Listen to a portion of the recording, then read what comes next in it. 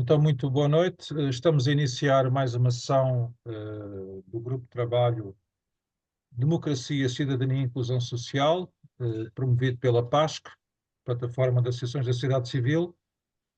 Como sabem, esta nova direção, cujo mandato está a terminar, mas que entretanto se vai recandidatar, apostou ao longo deste tempo fortemente em grupos de trabalho. Para além deste grupo de trabalho, há o Grupo de Trabalho de Transição Climática e Energética, Mar e Território, e o Grupo de Trabalho Lusofonia e Relações Internacionais. Estes três grupos de trabalho promovem praticamente todas as semanas sessões online, naturalmente consoante as temáticas mais relativas a cada um desses grupos de trabalho. E, neste caso, é também um grupo de trabalho amplo, Democracia, Cidadania e Inclusão Social, onde também procuramos promover a interação com associações ou que façam parte da PASC ou que estejam em vias de fazer parte da PASC. É o caso de hoje. Temos connosco a Maria Fernanda Ventura, que é presidente da Associação de Mulheres com Patologia Mamária, uma associação que se candidatou a entrar na PASC e que naturalmente será muito bem-vinda. Enfim, há aqui formalismos que se têm de cumprir, mas que nunca foram um obstáculo.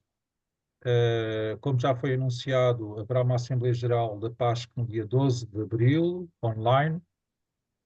A convocatória seguirá muito em breve, até ao final deste mês. Precisamente, é nessas Assembleias Gerais que os novos candidatos são ratificados, e são sempre ratificados por unanimidade. Isso aconteceu mais recentemente na última Assembleia Geral, em dezembro, no dia 14 de dezembro, em Viseu, e agora teremos uma próxima, onde, para além desta associação, há mais, pelo menos uma ou outra, que será também, cujo ingresso será também ratificado.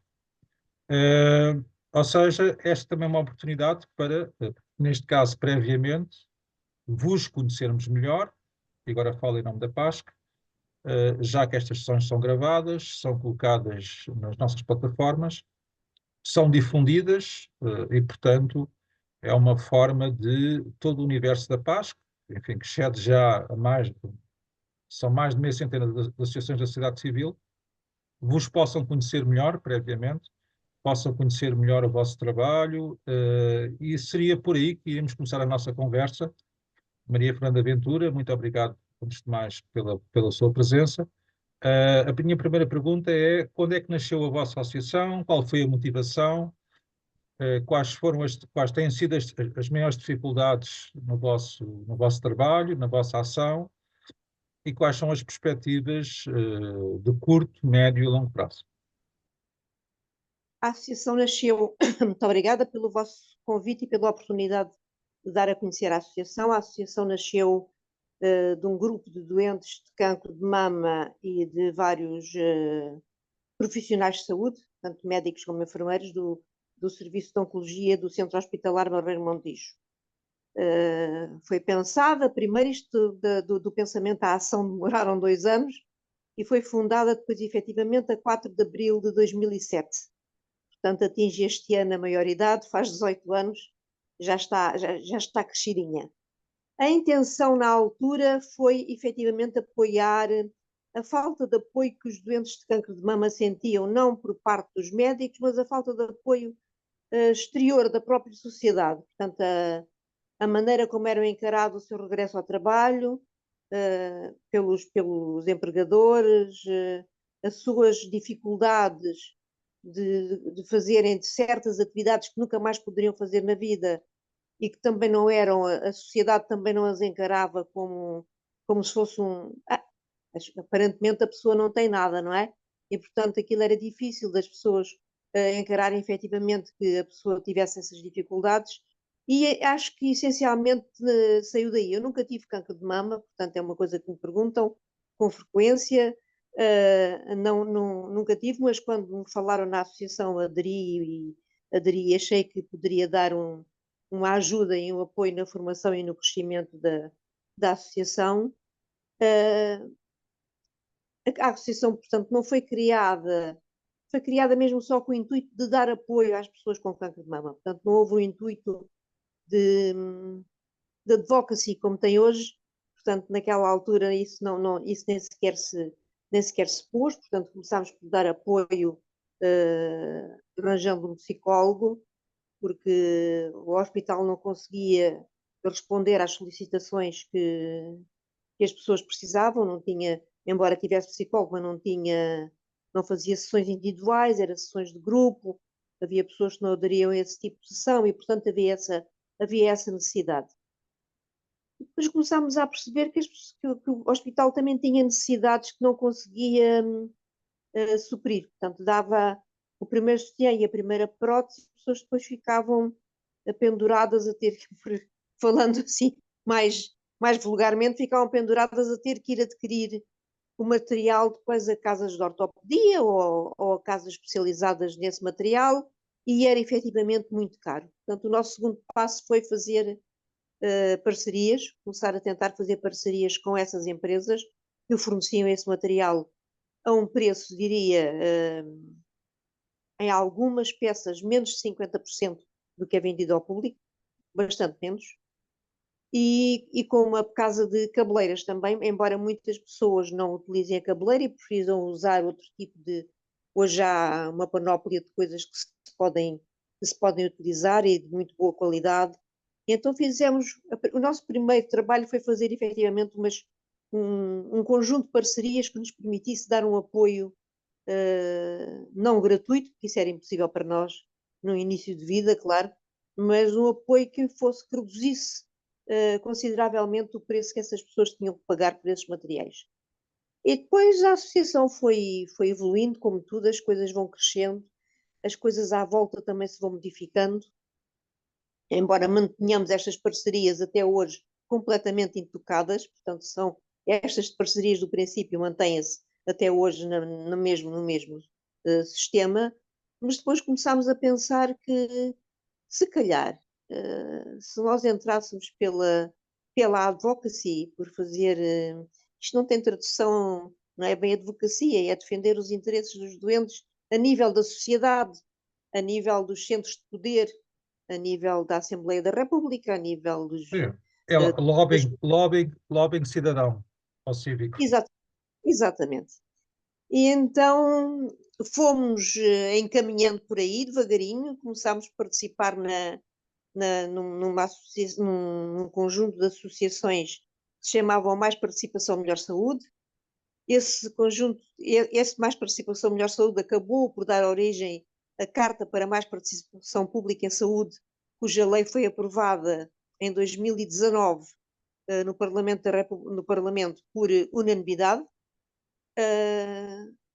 E depois, eu acho que isto é como as cerejas, não é? Atrás de uma vem outra. Portanto, a pessoa vai estando mais à vontade no meio, vai conhecendo outras realidades, vai conhecendo outras coisas que efetivamente pode fazer.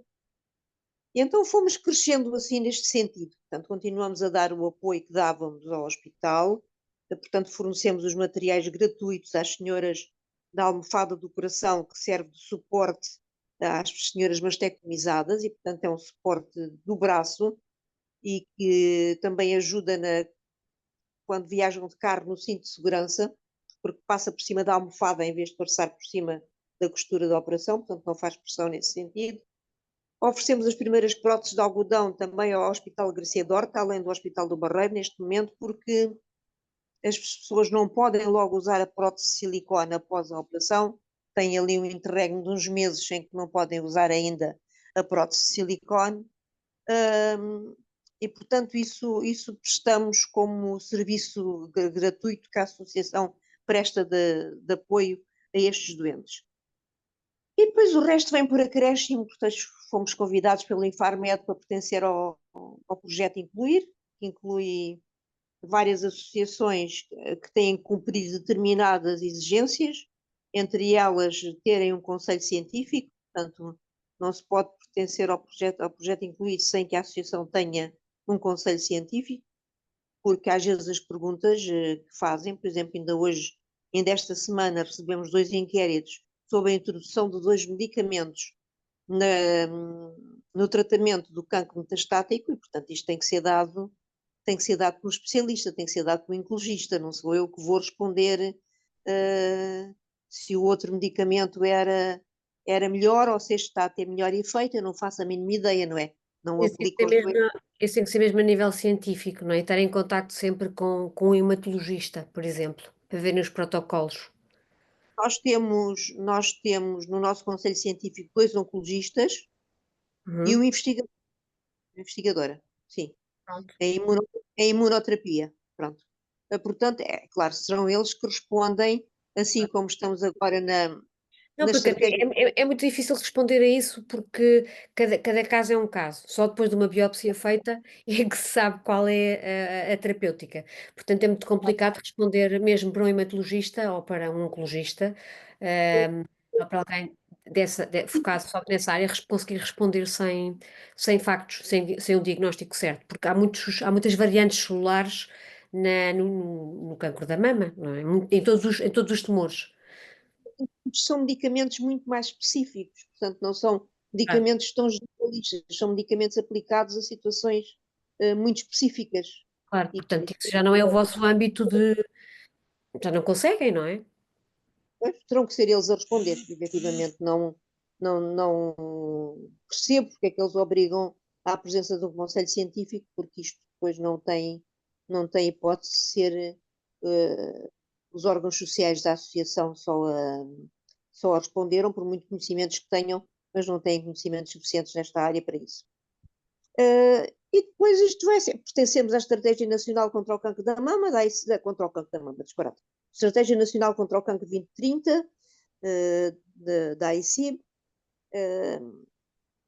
Pronto, Sim, é portanto, como eu digo, sim, o conhecimento da associação, o reconhecimento do trabalho da associação vai-nos levando a que tenhamos cada vez mais trabalho, como eu costumo dizer, não é? Trabalho chama trabalho, porque depois temos dificuldade em ser convidadas para certas coisas e dizer não. Uh, acho que depois não nos ficaria bem. Em relação aos órgãos sociais da associação, temos tentado fazer uma capacitação, portanto, das pessoas, mais direcionada para a área em que intervimos, e temos frequentado vários cursos da ACAD, da Escola Nacional de Saúde Pública, da Sociedade Portuguesa de Oncologia, da Sociedade Portuguesa de Sinologia, portanto, tudo aquilo que eles fazem de capacitação, e desta semana a Sociedade Portuguesa de Sinologia fez uma capacitação interessante para pessoas que são leigas no assunto, portanto, darem a entender os vários tipos de câncer de mama que podem aparecer e como devem ser tratados, e porque é que uns são tratados de uma maneira e outros são tratados de outra, porque é que uns começam com quimioterapia e outros com radioterapia, e outros são logo operados e não fazem nada disso antes. Portanto, uma explicação para pessoas com menos conhecimentos, e eu acho que isso tem muito interesse que os órgãos sociais e as voluntárias da associação saibam minimamente, mesmo que às vezes possam dizer alguma coisa menos certa, não digo alguma coisa errada, mas alguma coisa menos certa, saibam minimamente esclarecer as pessoas que lá vão pedir, sei lá, um apoio, uma informação, uma coisa que gostariam de saber e às vezes têm vergonha de perguntar ao médico, sei lá, tanta gente que tem vergonha de perguntar coisas ao médico. Também porque às vezes a resposta do médico não é a melhor, não é? Às vezes a humanização da saúde é assim uma frase bonita que inventaram, eu gostaria que fosse uma realidade, mas infelizmente não é. A saúde é tudo, neste momento, menos humanizada. É o mais desumanizada possível. Isto é a minha opinião, claro.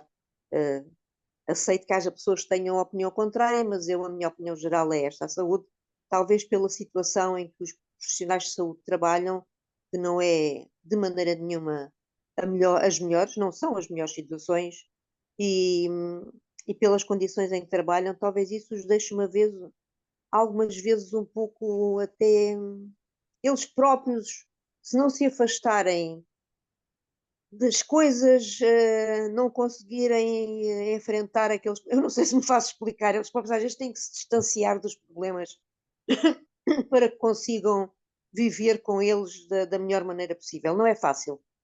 Hoje ser profissional de saúde não é fácil.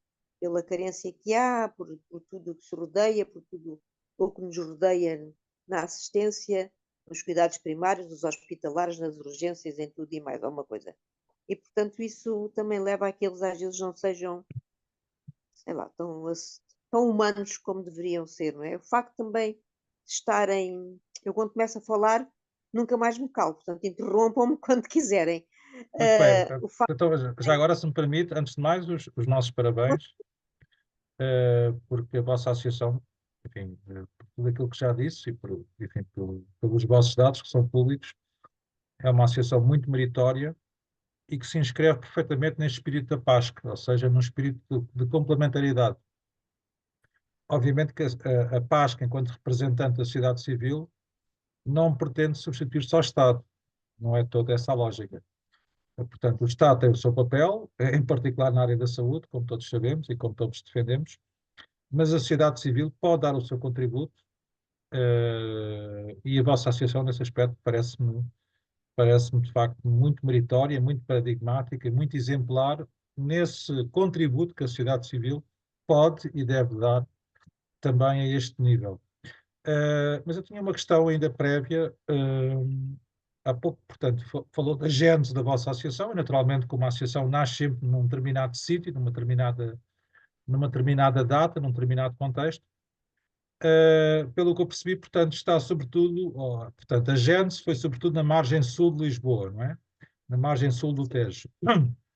Falou do Hospital Garcia da Horta, em Almada, do Hospital do Montijo, mas, entretanto, portanto, tem uma representação mais nacional ou continuam, sobretudo, centrados nessa zona? E, por outro lado, a minha segunda questão era se há outras associações em Portugal parecidas com com a vossa, não diria iguais, com as quais vocês tenham uma relação, ou a vossa associação nesse aspecto é completamente singular e não tem paralelo no resto do país? Nós, neste momento, estamos focados na região sul. A região sul tem, além da Associação Oncológica do Algarve, não tem, que eu conheça, associações dedicadas ao cancro da mama a sul. Portanto, é muito escasso. Se houver alguma, eu desconheço. Há uma em Grândola que se chama Associação, que diz ser associação, mas que não faz mais do que angariar fundos para doar sutiãs e próteses a pessoas que não podem comprar. Portanto, é outro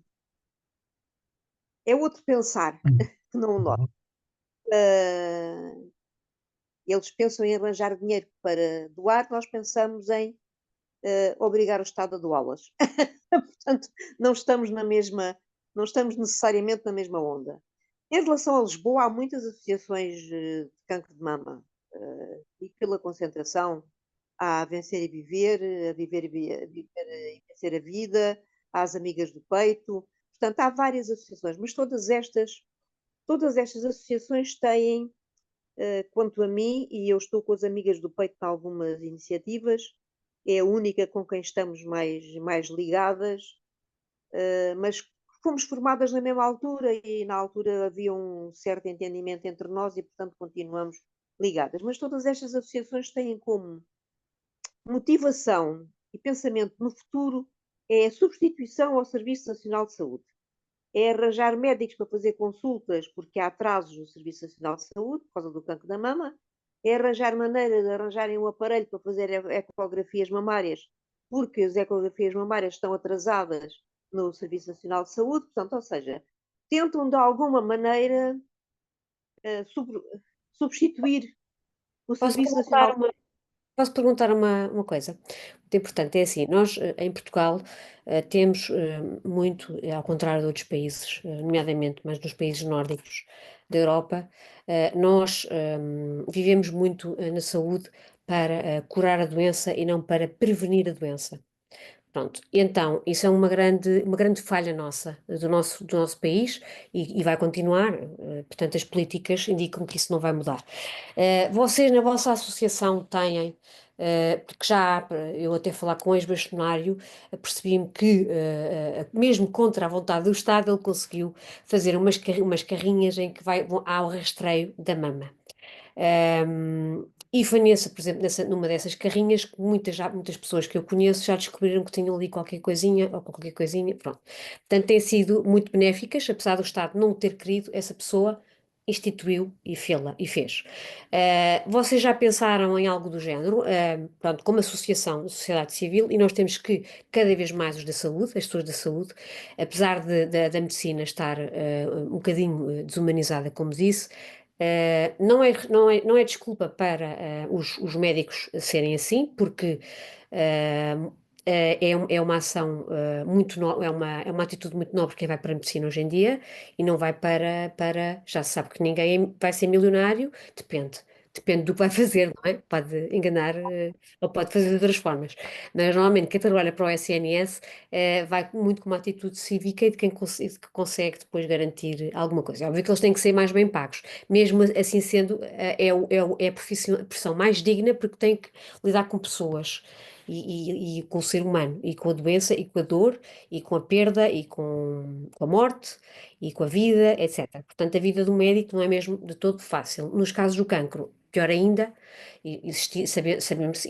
sabendo que agora a radioterapia, os tratamentos, quimioterapia, etc., estão já muito mais avançados e, portanto, e prometem um avanço ainda maior e promissor, e portanto o que nós queremos mesmo é tratar as pessoas agora sem que haja muitas sequelas. Sabemos que também isto está muito associado do câncer da mama. Existem só mulheres e por ser mulher acaba por ser um bocadinho estigmatizada. Mas eu reparo que não é só a mulher. Exato. Exatamente, porque eu tenho um pai nessa mesma situação, e ele está a perder o cabelo, e eu estou a tentar psicologicamente dizer-lhe: olha, é normal, nós perdemos o cabelo. Portanto, toda a gente sente que é um estigma, é o homem e a mulher. Portanto, não está tão. Eu hoje, pronto, consegui perceber isso muito melhor estando ao lado de alguém, visto que não é a minha especialidade, não é?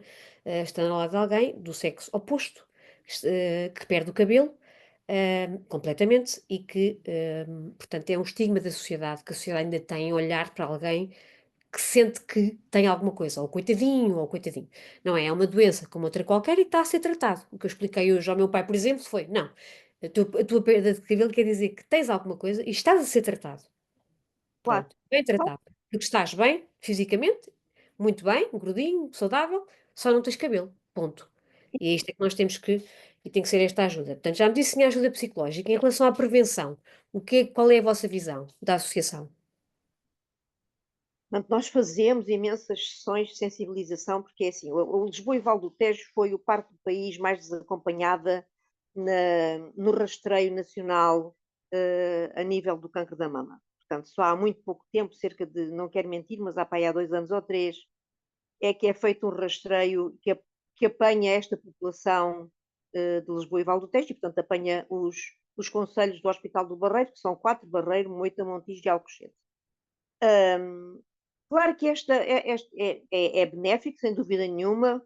De qualquer das maneiras, nos cuidados primários, os médicos teriam que ser sensibilizados que aquela abrangência é só numa faixa etária X. Portanto, aqueles exames só são realizados daquela maneira, debaixo daquele programa, numa faixa etária X. E nós hoje cada vez mais vemos que o cancro da mama está a aparecer muito acima, ou seja, muito abaixo dos 40 anos e alguns muito acima dos tais 65 que eles põem como limite. Isso é uma luta que nós temos na parte dos cuidados primários, a mentalização dos médicos de que as pessoas que não são seguidas nesse programa de rastreio nacional, eles deveriam ter um pouco mais cuidado. Ou seja, Eu, por diminuição exemplo, da idade limite, não é? Para rastreio. é, Exatamente. Concordo plenamente. portanto, há pessoas que têm um historial e depois podemos ir ao cancro hereditário, há pessoas que têm um Pois historial é, familiar pesado e que eles também se deviam importar de mandar a pessoa fazer um teste genético para ver se tem. exatamente. Falar que há pessoas que não querem saber e nós temos que respeitar, não é? Porque já sabe que o saber a resposta daquele teste genético obriga a que se tenha que dar um segundo passo, ou não. mas obriga a pessoa a ter fazer uma escolha. Há pessoas que não querem ser obrigadas a fazer essa escolha, preferem não saber. E eu conheço pelo menos 2 casos de pessoas que têm um cancro genético da família, portanto, todas as mulheres morreram, até à mãe dela, de cancro de mama, que já teve 3 cancros de mama até agora, mas é uma sobrevivente, e a filha não quer fazer o teste, recusa-se perfeitamente a não quer fazer o teste, não quer saber. Por medo, por medo. Sim, por medo, não quer saber. Isto não era capaz, não seria nunca capaz de fazer uma mastectomia preventiva, isso está fora ela nunca seria capaz de a fazer, e portanto prefere não saber, do que dizer que depois mais à frente, olha, tomei uma decisão errada, devia ter feito. Portanto, assim o mais que pode dizer Mas é, ela vai a exames de prevenção, ela vê se tem ou não. Ela vai ter, tem que ir fazer exames de rotina, que é indicado. Quando algo é hereditário, mandam-nos logo, muito cedo, fazer. ainda desde os 25 anos, claro, não é? Porque é uma pessoa de alto risco, já tem 52, até agora escapou à, à idade familiar de morte, que era muito precoce. Não quer dizer que isso aconteça com toda a gente, há pessoas a quem isso não acontece mesmo, não é? Só depois de começarem a ver que morreu a tia, a avó, a mãe e não sei o que é, começam a pensar. Aliás, isso de diagnosticar o cancro hereditário, de fazer esses exames genéticos para ver se as pessoas têm ou não alguma alteração dos BRCAs, principalmente, não é assim, em Portugal não tem assim tantos anos em que isso seja encarado mesmo como uma realidade e de que as pessoas façam isso. Tem até quanto a mim muito poucos. Noutros países já há muito tempo que se faz esse historial de famílias com muitos casos. Um, Estavam a perguntar se nós, no nosso caso, uh, perguntou-me também outra, se no nosso caso estaríamos. A fazer essas ações de prevenção, ou mesmo a falar com o governo para. eh, É assim, nós não temos a pretensão de ter um tamanho neste momento que nos permita resolver problemas no Hospital do Minho. Nós temos a pretensão de aqueles problemas que tentamos resolver pela nossa intervenção pública, pela nossa intervenção junto dos decisores, pela nossa intervenção junto das pessoas, que essas decisões possam espalhar ao resto do país. Portanto, não porque nós atuemos no país inteiro, mas porque temos a pretensão de que aquilo que poderemos fazer, neste momento estamos numa segunda parte, é o segundo ato da Carta para mais Participação Pública em Saúde, que foi aprovada, mas nunca foi regulamentada, faz 9 anos em setembro, e portanto, se calhar seria bom nós pensarmos influenciar os decisores. Estamos numa campanha a nível nacional, com muitas outras associações, porque isto não envolve só o cancro de mama, envolve todas as doenças, portanto é uma coisa abrangente, não nos diz respeito só a nós. E nós estamos numa campanha neste momento a nível nacional, apoiados pela Escola Nacional de Saúde Pública, para fazer entender os decisores que se calhar aprovar uma lei sem regulamentar e ela não poder ser exercida nem poder ser posta em prática, se calhar não é a melhor maneira de aprovar essa lei, para mais sendo aprovada por unanimidade, não vejo que não tendo contraforças na Assembleia da República que possam impedir essa regulamentação, não vemos porque é que isso não há de suceder. Nem que sejamos nós a apresentar uma proposta de regulamentação, poderemos fazê-lo, a campanha vai até aí. Apresentarmos em plenário uma proposta de regulamentação da lei, uma vez que o governo não se decide, que os governos sucessivos não se têm decidido a fazê-lo.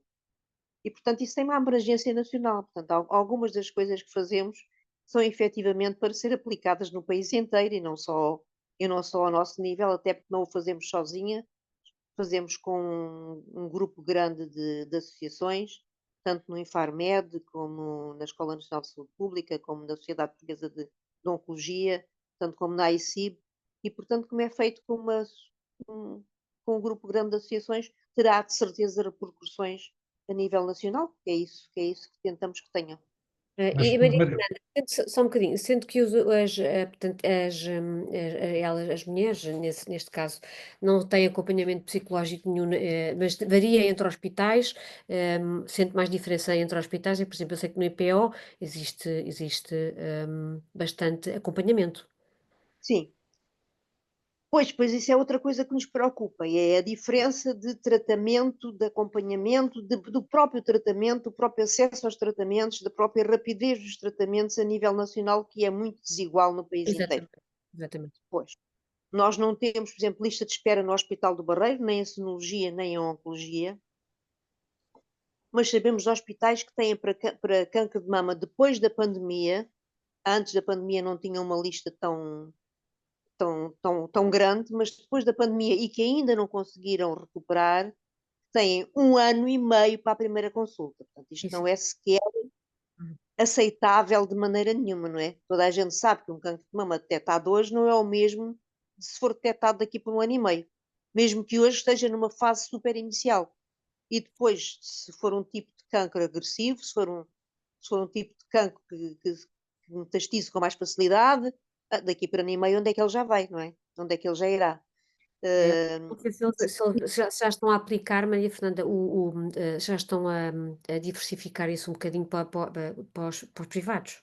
Eles, as últimas notícias que eu ouvi é que sim, as primeiras consultas e esse tipo de consulta mais urgente, eles estariam já a levar esses pacientes para o privado.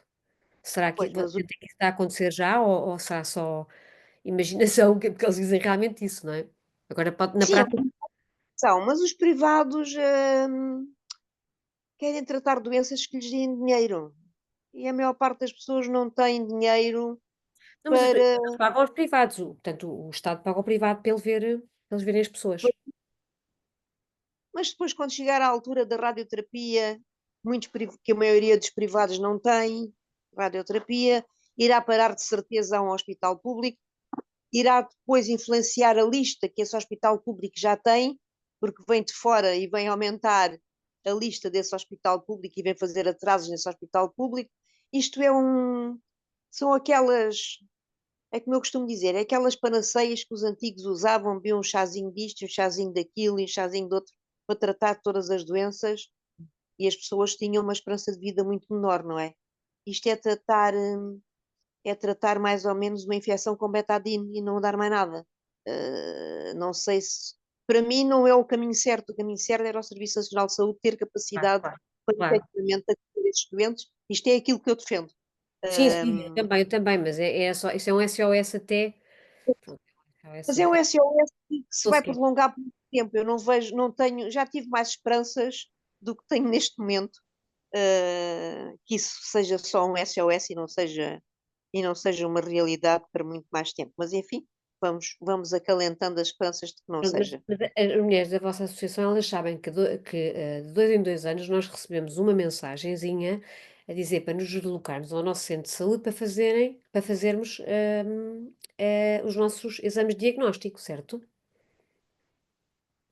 Portanto, eles recebem assim, recebem a mensagem é recebida dos carros das unidades móveis para as pessoas irem fazer não ao Sim. seu centro de Eu saúde. sempre, no meu centro de saúde, sempre recebi. A partir dos 18, 2 em 2 anos, até Olha, tem olha, de família, não é? Muitos não têm. olha que sorte, eu nunca recebi do meu centro de saúde nada até Eu hoje. percebo, eu percebo. Ou seja, lá estamos na desigualdade de tratamento a nível do país, não é igual, Pois, deveria podem não ter. ter médico de família. Aqui nesta zona nós temos, em Pronto, por Cascais, exemplo, aqui nós no temos. Barreiro, no Conselho do Barreiro, não é no hospital, é no Conselho do Barreiro, há 20 mil pessoas sem médico de família. Pois, Num é isso. concelho de 75 mil habitantes, 20 mil sem médico de família é assim uma Não, enormidade, não é? Uma enormidade. Portanto, é isso, é também a disparidade de diferença de tratamento, ou é, seja, é eu, verdade. eu tenho muita sorte de viver no sítio A, mas viver no sítio B já não vivo no mesmo país, vivo noutro, alternativo, mas que não é aquele. Sendo as ordens emanadas pelo mesmo Ministério, eu não consigo perceber como é que a discrepância é tão grande e não me venham dizer que eu posso perceber que me digam, ai, mas no interior do Alentejo os médicos não querem ir. Eu posso perceber essa desculpa. Mas no Barreiro, por amor de Deus, tem Pois duas tem que ser, pontes, exatamente. não é uma questão de Ser orientados acessibilidade. para outra, claro. Ah, E agora com os agrupamentos, com as ARS, não é, com os agrupamentos, pode ainda piorar um pouco, pois, agora são as unidades locais de saúde. unidades locais de saúde. Unidades locais de saúde. A razia que em 10 meses se fez em administrações hospitalares foi uma coisa assim de razia. Portanto, não foi por este motivo, nem por aquilo, nem pelo outro, foi razia. Pronto, vamos mudar e acabou. Não interessa.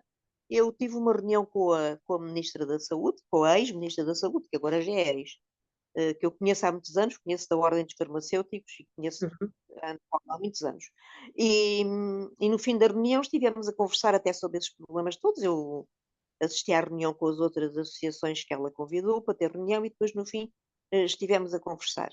E a verdade é esta: não há uma. Eu nem sei como é que hei de dizer isto. Uh, não há uma política, não há um. Eu perguntei-lhe, porque ela disse: eu fui ao Hospital do Barreiro e gostei imenso. Gostei imenso, o hospital a funcionar muito bem, tirando a urgência, mas todas as urgências têm problemas neste país. Mas do resto do hospital, do que vi, gostei imenso. E eu perguntei-lhe, então, e porquê substituir o Conselho de Administração? Exatamente, claro. Não é? Se está a funcionar tão bem, se ela veio e gostou, eu disse, não é? Porquê é que se vai substituir o Conselho de Administração? Pelo menos são ordens, Fernanda. Foi a resposta que ela me deu, são ordens. Isto não pode ser feito, são ordens cegas, não pode ser feito Claro, assim. claro. É a resposta Pode- que não, pode- não se pode gerir, seja o que for, com esta mentalidade do são ordens de, portanto, agora é tudo tábua rasa e pomos lá outras pessoas, não interessa se está a funcionar bem, se estava a funcionar mal, nomeiam-se pessoas que a maior parte delas, algumas, pelo menos das nomeações, de algumas das nomeações que têm sido feitas e que eu tenho tido conhecimento, pessoas formadas acabadas de formar em economia e gestão e que não têm a mínima noção do que é um hospital. Como é que pode ser um bom administrador hospitalar? Não pode ser. Não claro. pode ser. Pois. É impossível. Não, Não, até porque muitas vezes não, são pessoas que não estão ligadas à saúde. Não estão ligadas sim, não naquela equipa de administração, pode não existir nenhuma pessoa ligada à saúde. Portanto, como é que aquilo vai funcionar? Eu também me questiono muito sobre isso. sim. Não vai funcionar de certeza, não é? Porque. E depois demitem-se assim em peso uma Equipas, claro, que não aceitam que não algumas condições, ou que não. precisam de pessoas a quem não reconhecem autoridade para falar sobre aquela matéria, que é mesmo assim, não é? Há Exatamente. que ter, há que ter autoridade para falar sobre isso. E realmente não reconhecem, os profissionais não reconhecem, e acho muito bem, às vezes estão cheios, a maior parte das vezes estão cheios de razão. Não é? Sim. E depois é decisões que se tomam sem pensar, por exemplo, em relação ao fecho de obstetrícia. Já foi tomada a decisão que, agora está em stand-by, mas tinha sido tomada a decisão de que Setúbal e Barreiro perderiam a obstetrícia, ponto final. Perderiam a obstetrícia. Portanto, Barreiro fechava, sendo um hospital que foi reconhecido pela Europa como hospital amigo dos bebés. Portanto, Uhum. tinha que ter uma série de coisas que concorreu a esse título e foi certificado já há uns anos. Portanto, mas agora resolveu-se fechar Setúbal e Barreiro para a obstetrícia.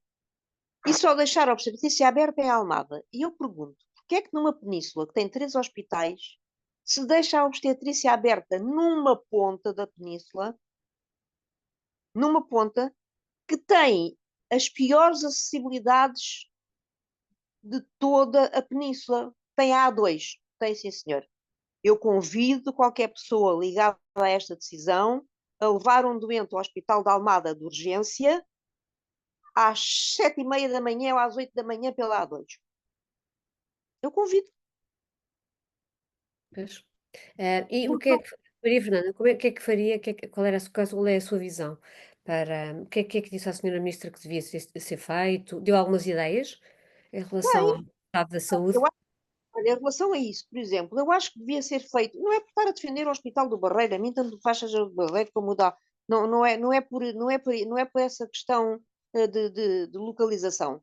Deveria ser deixado o mais bem apetrechado, aquele que tem uma certificação europeia e que está a meio da península, portanto está a 30 quilómetros de Setúbal, está a 30 quilómetros de Almada. Mas as pessoas que vêm, por exemplo, de Pegões, que pertence ao Conselho do Montijo, estão quase a 90 quilómetros de Almada. Portanto, isto é uma coisa, tendo a Almada esse problema da A2, que é um problema grave a horas de ponta. Portanto, é um problema grave. A menos que vão combatedores pela parte lateral da autoestrada e que se arrisquem a apanhar pessoas paradas na autoestrada na parte lateral, como já tenho visto muita vez. E, portanto, não consigo compreender como é que estas decisões são tomadas avulso, sem se pensar, sem ouvir as pessoas da zona, sem ver quais são os efetivos problemas que essas pessoas têm e que vão Mas isso passar a sentir naquela data. também tem a ver com a ULS, com o próprio ULS, não é? O agrupamento fez com que. Sim, sim, sim, o agrupamento da Almada deve-se ter mexido bem, muito obrigada, e pronto, e fez com que a obstetrícia fosse para lá, mas não se pensa no bem-estar do doente, não se pensa no global, Pois, não se pensa numa abrangência, pensa-se avulso. claro, tá. Isto é a minha opinião, não é? Em relação aos hospitais, que outra pergunta é que eu não tenho ideia. Portanto, eles não deixam, todos os hospitais, eles não dão próteses em nenhum hospitais? Dão as de silicone. Há hospitais que dão, por exemplo, o Barreiro neste momento já teve uma altura que não deu nada, já teve uma altura em que dava o primeiro sutiã e a primeira prótese.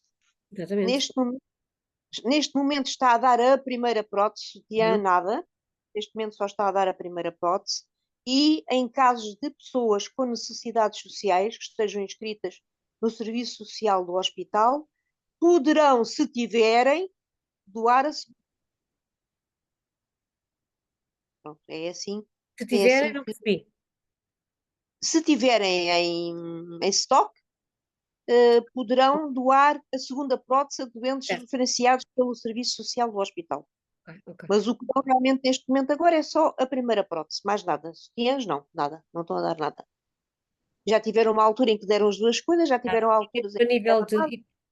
por exemplo, os diabéticos têm insulina a 100% comparticipada. Portanto, os doentes oncológicos a nível da mama também deveriam ter, não é? As doentes Pois, oncológicas,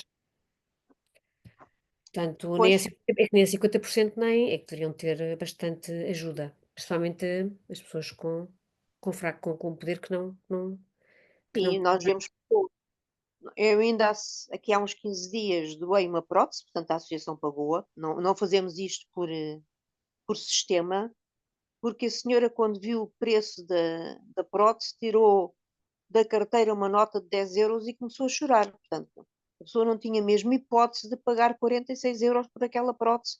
E já é barata, porque a própria Claro. empresa que faz essas próteses vende na sua loja a 95 euros aquela prótese. Portanto, uh, e nós acabamos mas podemos fazer isto muito esporadicamente, não podemos como associação tomar isso à nossa responsabilidade, porque o nível de pessoas que temos dos 4 concelhos a comprar assistência e prótese é assim uma coisa, é uma coisa, pronto, são muitos, seria Pois. muita gente e não Isso temos a era, coragem de era, fazer. era uma pergunta que eu tinha pensado e que, aliás, já tinha estado a falar com o Renato. Tem a ver com esse número. Estamos a falar do cancro da mama e falamos de muitas pessoas, de um número muito grande. Mas se formos para os vários cancros, este discurso repete-se, não é? Hum, Ao longo do tempo de vida da associação, que percepção é que nos pode dar sobre este. Há um aumento de número de casos, há mais casos do que havia anteriormente, ou há um melhor diagnóstico, e as pessoas agora são tratadas e anteriormente muitas delas morriam e nunca chegavam aos tratamentos. Há um aumento ligeiro de casos, mas eu penso que isso é efetivamente, como acabou de dizer, devido ao facto de hoje alguns são detectados mais precocemente, e daí o aumento, daí se verificar um ligeiro aumento de casos por ano. A nossa percepção maior, e que mete-me alguma confusão, é a diferença de etária dos casos. Portanto, nós, quando a associação começou, muitos dos nossos doentes e que iam à associação eram pessoas com mais de 55, 60 anos. Era a média, não quer dizer que não houvesse meia dúzia delas mais novas, mas era a média etária. Hoje a nossa média etária está nos 42 e temos doentes com 21. Mas isso não será também resultado dos rastreios e da política preventiva? Isso não, isso não. O aumento da faixa etária é uma coisa que estive a falar até com a presidente das Amigas do Peito, com a doutora Maria Emília, e ela me disse que também nota e que ainda não há explicação científica para isso. A inversão da faixa etária, a inversão de aparecerem cada vez do aumento e mais agressivos, não é? mais agressivos em pessoas mais novas é uma coisa que está em estudo, mas como tudo o que está em estudo leva tempo a perceber. Mas que isso aconteceu, acontece e não tem a ver com o aumento geral do número de casos. Eu penso que sim, o aumento geral do número de casos, o pouco aumento geral do número de casos, deve-se a um maior diagnóstico mais precoce. Isso estou de acordo. Agora, a inversão da faixa etária, claro que a pessoa que tem cancro aos 40 já não vai ter aos 60, não é? Portanto, a inversão da faixa etária é uma coisa que está em estudo neste momento, que nós temos uma sobrevida de cancro de mama a nível do país bastante boa, acima dos 90%, a sobrevida há 5 anos. Temos no Hospital do Barreiro uma média de 92, 93% de sobrevida há 5 anos, portanto que é uma média muitíssimo boa. Mas a nível do cancro em geral, eu até suspiro, não é? Porque a inversão tem sido uma coisa horrível. Portanto, a nível do tratamento do cancro, dos vários tipos de cancro em geral, o nosso país está a perder o pé nitidamente. Portanto, quando foi a especialidade de oncologia foi formada, em 1994, não havia essa especialidade antes disso. Nós estávamos muito mal em relação aos países europeus todos da altura, nós estávamos muito mal na percentagem que tínhamos a mais de tratamento de cancro na sua globalidade do que os outros países. Quando chegou ao ano 2000, nós tínhamos conseguido reduzir a nossa média de mortalidade, por assim dizer, e de problemas no tratamento do cancro da mama de tal maneira que estávamos 17% abaixo da média europeia já. Portanto, enquanto a média europeia podia estar num X de doentes por mortalidade de um X de doentes por cada mil doentes, nós estaríamos já 17% abaixo dessa média. E neste momento, passado 1965, Maria Fernanda, a especialidade de Bom, oncologia, não é? 1965. A sim, especialidade mas não havia com a, não havia, podia não haver muitos oncologistas, se calhar, não era? Mas não havia muita gente a abraçar que quisesse especialidade. abraçar essa especialidade, até porque o tratamento era feito geralmente, o gastroenterologista tirava a especialidade de oncologia e tratava cancros de Sim, estômago está muito, está dividida muito em secções, porque depois hoje, opera- hoje, isso- o oncologista hoje trata desde a capacidade do seu hospital praticamente tudo, não é? O Hospital do Barreiro, em termos de cancro, trata praticamente tudo, só não trata cancros líquidos. Portanto, tudo o resto trata todos os tipos de cancro. estão divididos, não é? Cabeça e pescoço, sistema Cabeça e- digestivo, de mama, aparelhos reprodutores, portanto, estão divididos. Por, Não, mas o Hospital do Barreiro trata. A oncologia trata isso tudo. O serviço de oncologia do Hospital do Barreiro trata tudo esse tipo de cancros. ok, Quando eu me refiro a 1994 é quando O oncologista foi formado não para tratar, não porque o gastroenterologista foi tirar uma especialização em oncologia, não porque o estomatologista foi tirar uma especialização, mas porque houve efetivo uma formação em oncologista que tratasse a globalidade dos cancros. Portanto, seja qual for o tipo de cancro, só se o hospital não tiver capacidade para o fazer. Há hospitais, por exemplo, que tratam pescoço, cabeça e pescoço, não tratam. O Hospital do Barreto trata. Eu estou a falar na oncologia criada efetivamente como referência de serviço para tratar todo o tipo de cancros e não estar dividido em casinhas, por assim dizer. Exato. Mas hoje, 25 anos depois, estava eu a dizer, nós estamos 19% acima novamente da média europeia. É triste que, em vez de termos melhorado aquilo que melhorámos em poucos anos com a concentração do tratamento do cancro em oncologia, que hoje não tínhamos conseguido, a nível de país, manter essas melhorias. Portanto, E houve uma tínhamos... regressão na mortandade, Sim. Hoje em dia, sim, houve uma mas redução. está a falar do cancro da mama ou no geral? O cancro em geral. O cancro da mama mantém a média de 92, 93% a nível do país. Sim. De sobrevida há 5 anos. Atenção, não é?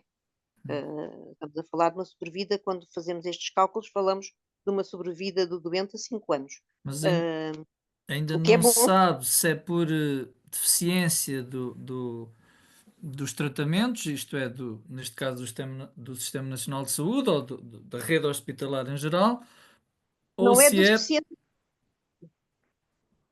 Ou se é, ou se é por razões sei lá, associadas, eu já não digo geneticamente, mas estou a imaginar alimentação, stress. tudo isso pode influenciar no aparecimento do cancro, é verdade. Tudo isso são coisas que podem alimentar. O fator hereditário na mama é mesmo muito frequente, é mesmo muito preponderante. O fator hereditário.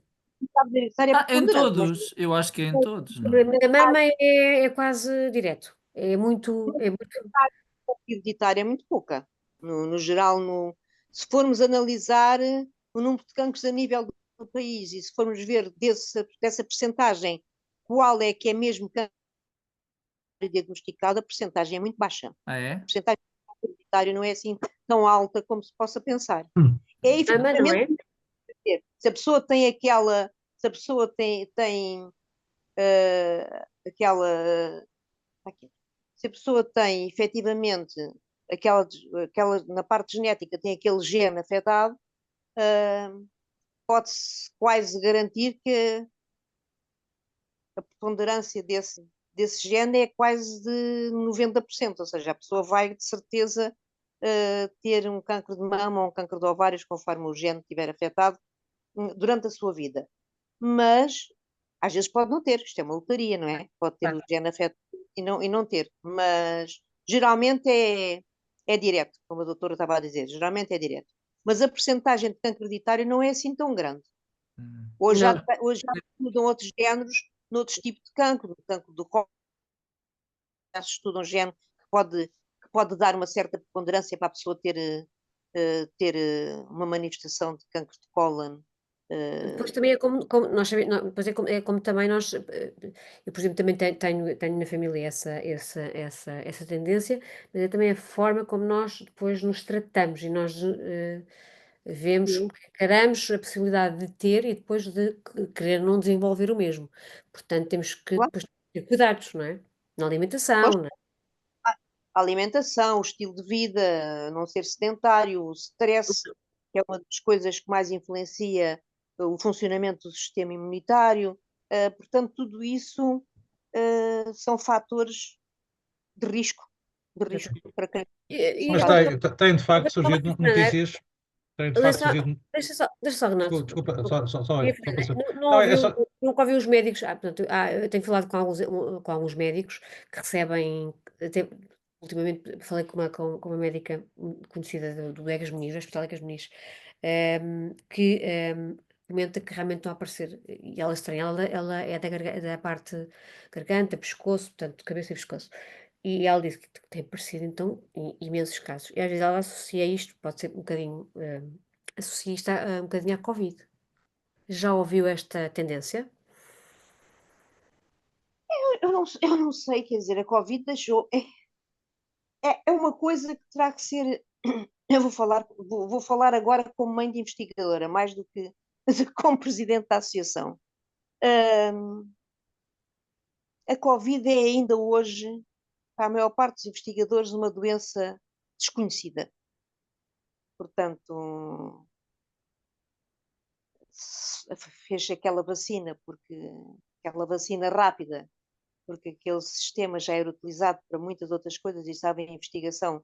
O RNA já estava em investigação para ser utilizado noutro tipo de coisas há 20 anos, portanto, não foi uma coisa que se inventou naquele momento e que se fez, foi um pensar numa adaptação para uma vacina que se fez e que resultou, portanto, mas dizer, depois inventaram aquela coisa do RNA em meia dúzia de meses, nem testado foi, não é verdade, não é? É Ele já verdade. estava mais do que testado, já estava mais do que perfeito para poder ser utilizado em várias situações e foi utilizado na vacina efetivamente. Mas ainda hoje se discute, ainda hoje não se sabe, se desconhece completamente o efeito da doença. Portanto, Ou seja, que o vírus poderá alterar na célula, não é? que riscos, por exemplo, eu, por exemplo, fiquei com Covid longo. Tive Covid em 2020 e fiquei com Covid longo. Fiquei com imensos problemas que nunca mais me desapareceram. Por exemplo, o que é que isso a longo prazo vai poder implicar em próximas doenças que eu possa ter, é uma coisa que eu não sei responder, nem ninguém. Claro. Nem as equipas de médicos que tratam Covid longo não sabem responder a isso.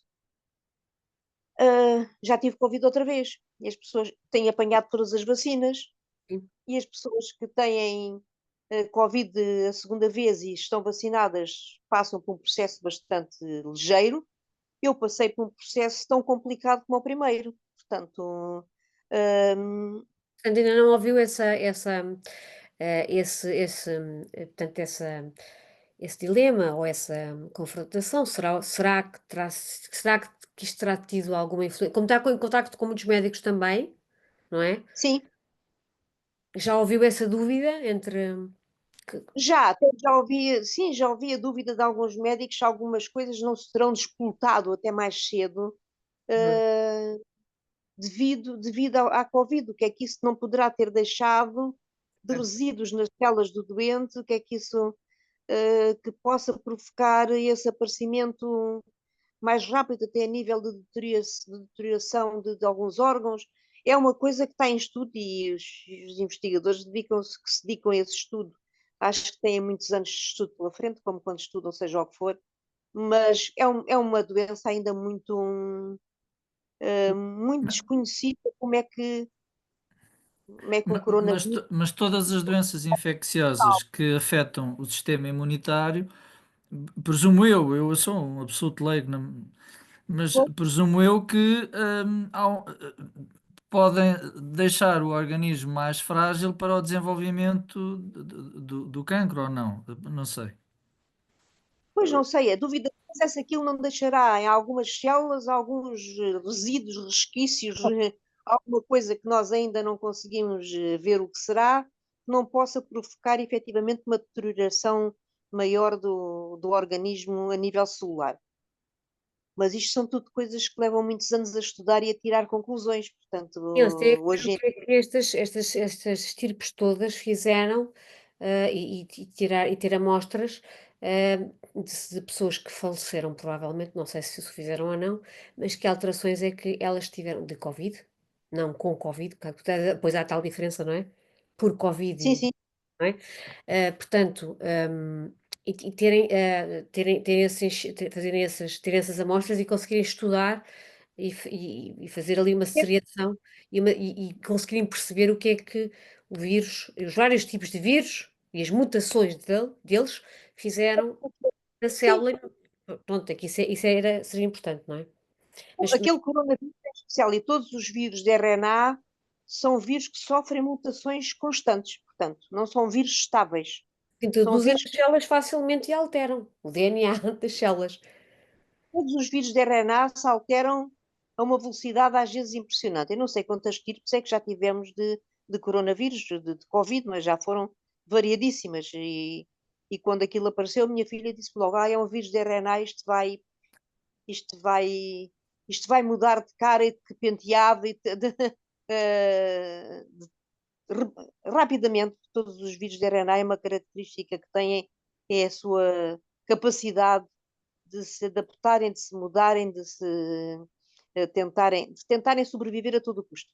Nem todos os vírus têm essa capacidade.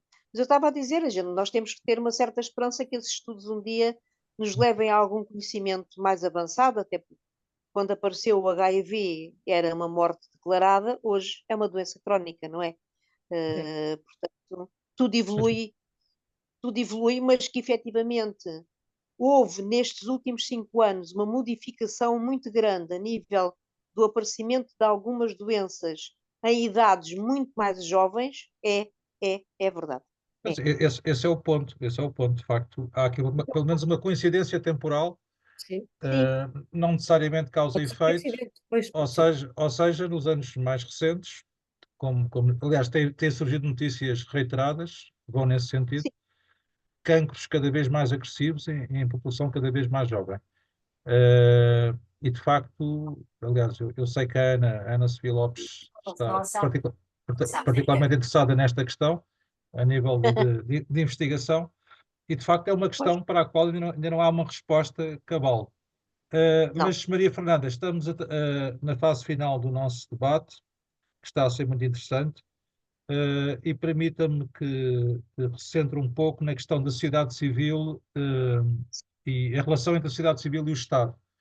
Antes de mais, enfim, há pouco que estava a dizer, enfim, depois não veio a propósito, não quis interromper o fluxo da conversa, mas aquilo que estava a dizer sobre a vossa ação, o vosso perímetro em termos de impacto social, pareceu também muito meritório.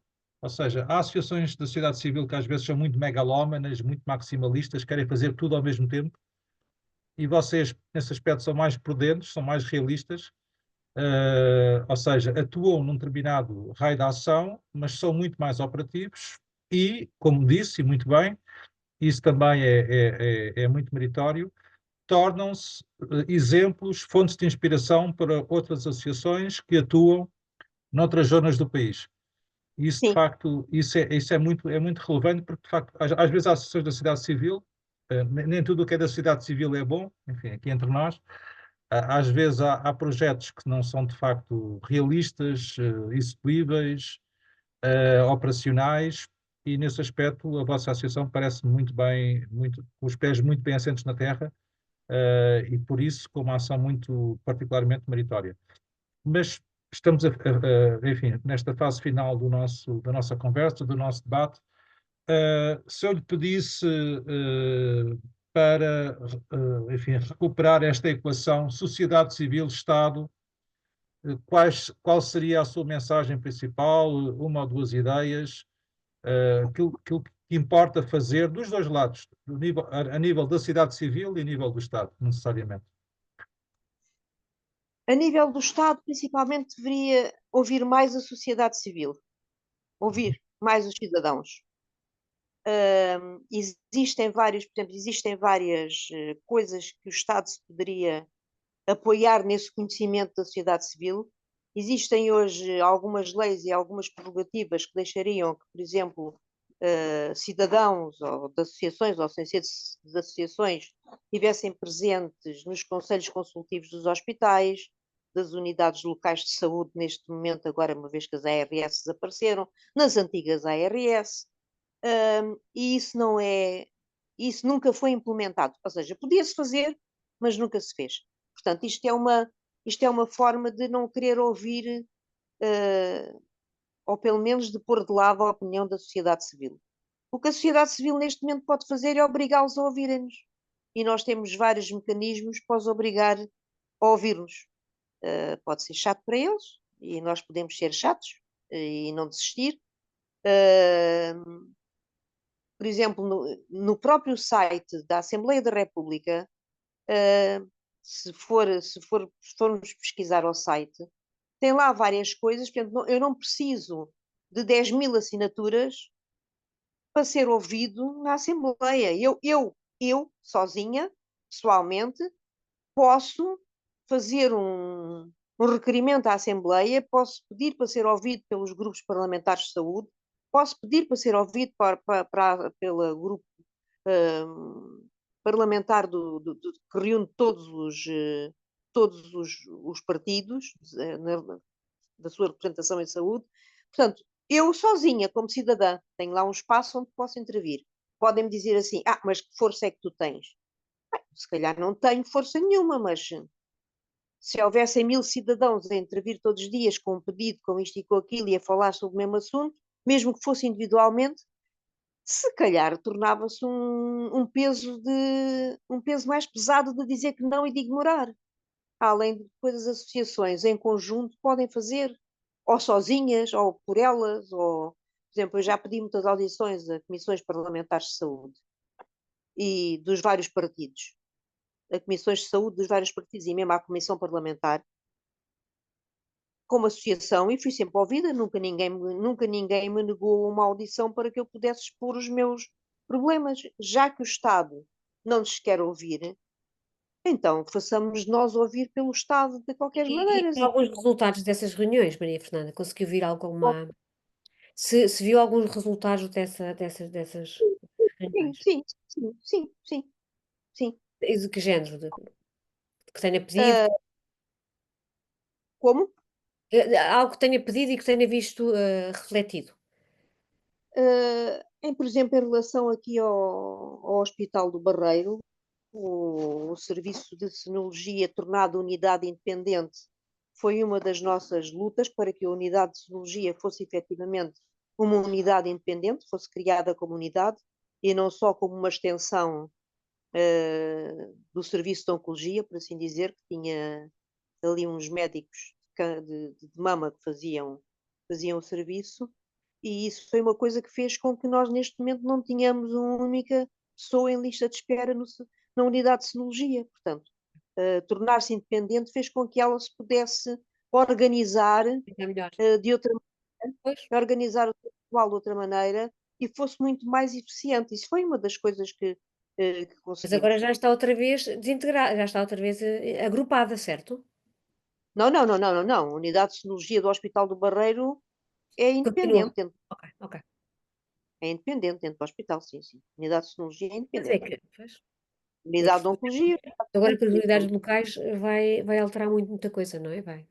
Não, mas o que as unidades locais de saúde vão alterar é essencialmente porque eram as ARS e depois os ACs faziam gestão dos cuidados primários, das unidades de saúde de cuidados primários, e agora as unidades de saúde de cuidados primários são geridas também pela administração hospitalar. Portanto, são unidades locais de saúde, compreendem os hospitais e as unidades de cuidados primários. Certo. E depois temos unidades de cuidados primários de vários tipos, não é? Certo. Temos as unidades de Isso vai cuidados. causar alguma confusão, não é? Vai causar alguns problemas, não é? Porque até se organizar, inclusivamente nas 8 que já existia, não havia dados científicos, não havia dados científicos, não havia dados concretos de que estava a haver sucesso, não é? Mas, no entanto, Mas, foram implementados. Temos aqui um problema. pois, exatamente. Avançou-se por uma coisa, quer dizer, fez aquilo como É, aquelas 8 para normalmente ver como é que testa-se um piloto, não é? Testa-se um avançou piloto e vê se tem sucesso. sem saber quais tinham, sem haver conhecimento, pelo menos, de quais tinha sido o resultado daquelas 8. Nada Exatamente. foi publicado. São coisas que Não, tomam. foi publicado até pela ARS que não, eu vi um estudo que não tiveram muito, que não, pronto, não tiveram, ou seja, não tiveram grande sucesso, não se pode dizer que Não, houve aqui grande alteração. não. Também podemos fazer a nossa influência junto do Ministério e junto do Governo através da Convenção Nacional de Saúde, que não tem só associações, mas tem também as ordens, o sindicato dos administradores hospitalares particulares, o sindicato dos administradores tutelares do SNS, portanto, não são só associações, é um grupo mais abrangente. A Apir Pharma, portanto, Certo. as sociedades das farmácias, portanto, a Associação de Farmácias, portanto, é um grupo mais abrangente. E também por aí vamos ter uma reunião, aliás, amanhã, e com a apresentação de um projeto a desenvolver a partir de agora, e Uhum. também tentamos ter alguma influência aí naquilo que resolvemos e naquilo que decidimos em conjunto, alguma influência. Geralmente a Ministra da Saúde está presente, agora como é a ex, não faço, não faço a menor ideia se estará ou não Mas amanhã. não tem com o diretor do SNS? Vão ter a Como? reunião com quem? Vão ter a reunião com quem? Ai, peço A, desculpa. conven- Ai, a não, Convenção da Saúde vai reunir amanhã. Eu estava a dizer, é que não sei se geralmente a Ministra da Saúde está presente. ok, Como, ok, já percebi. então, não sei se estará ou não. Ok. Muito bem. Nem foi desmarcado. Desculpa, Renato. Eu sou- Nem Uh, foi desmarcado, nem foi desmarcado. É porque não sei se eles podem Não, agora. está para amanhã, sim. Ok, pronto. Foi ótimo. Peço desculpa, Renato. não, muito bem. Nada. Não, muito bem. Então, penso que podemos então terminar a nossa sessão.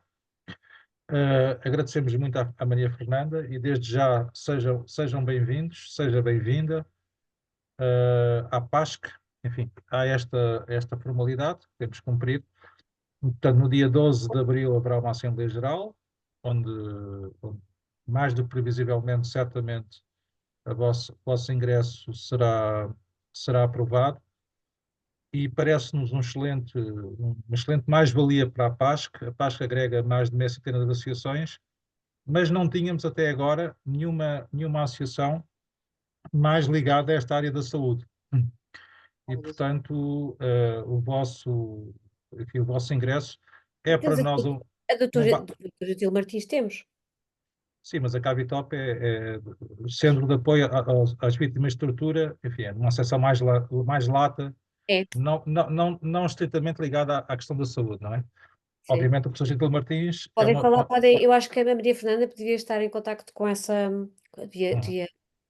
Sim, até porque nós aqui, aliás, Sim. estes grupos de trabalho também servem para isso, Sim, procurar promover a interação entre as associações da PASC e também, já claro. agora, que permita-me o repto, através da vossa associação, trazer outras associações ligadas, não estritamente a esta questão, mas ligadas à área da saúde, trazê-las para a PASC, porque, Sim, aliás, reiterando a sua própria mensagem, e aliás, este é o nosso lema, que aparece logo quando se abre o nosso site é quanto mais forte for a sociedade civil, mais forte será Portugal, não é? Isso, exatamente. isso é válido para todas as áreas, ou seja, quanto É, mais associações da saúde a nível da sociedade civil, mais a área da saúde estará fortalecida. E, exato. portanto, a Há PASC menos, não procura. é? Acho que há menos, Maria Fernanda, não é? Há menos. A Do que PASC, Como? há menos do que do ambiente, há muito menos. Associações de saúde. Uhum. Há da- imensas. pois a questão é agrupá-las. É agrupá-las, pois. É agrupá-las, muitas vezes elas têm ligação entre si por razões óbvias, não é? Porque interagem mais naturalmente. A questão é Sim, que a PASC, nesse aspecto, é uma experiência relativamente pioneira, relativamente singular, única, porque agrega associações muito diferentes entre si. Não? Nós temos entre nós associações ligadas ao ambiente, a causas sociais, associações culturais, mas de facto na área da saúde, estritamente na área da saúde, não tínhamos até o momento nenhuma associação que estivesse realmente apenas e sobretudo na área da saúde. Obviamente temos algumas pessoas ligadas à área da saúde, o professor Gentil Martins é uma figura de referência, aliás a fundadora da PASC é também médica, Maria Perpétua Rocha, mas associações ligadas à saúde de facto não tínhamos e para nós será uma grande mais-valia o vosso ingresso e esperemos que seja o princípio da adesão de mais associações saúde. ligadas à saúde na PASC, porque isso vai fortalecer não apenas a PASC enquanto tal, mas mais importante do que isso, que a PASC é apenas um instrumento, é apenas um meio, é fortalecer a sociedade civil em Vai- todas as áreas, E o inclusivamente na área da e o saúde. exercício da cidadania, não é? É uma coisa Exatamente, importante. exatamente. E para além disso, como estava a dizer a Ana Sofia muito bem, nós, no âmbito da PAS, também procuramos promover a interação entre as várias associações e, portanto, aliás, num texto de convite há esse tópico de encontrar na PASC associações com as quais possam promover iniciativas em comum Claro. portanto, é esse o nosso repto reiterado. Maria Fernanda, agradecemos muito a sua presença hoje. No dia 12 de abril, como antecipámos, portanto, haverá uma Assembleia Geral, onde será muito bem-vinda para acompanhar até a votação. Vai receber portanto, o link, será uma sessão online. A PASC também Sim, tem sim. apostado nestes nossos tempos, portanto, fazer sessões virtuais é muito mais fácil. É. A Ana Sofia está em Cascais, eu estou em Sintra, o Samuel está na margem sul, também está em Almada, e portanto é muito fácil conseguirmos Sim, estar presentes na mesma plataforma, estando distantes fisicamente, e é isso que vai acontecer no dia 12 de abril, na nossa próxima Assembleia Geral. com certeza. Eu E fica estarei então quando for. este convite reiterado e vamos então terminar a sessão. Muito obrigada em nome da associação pelo convite que nos foi feito. Agradecemos imenso à Nós é que PASC ter é feito essa. esse convite.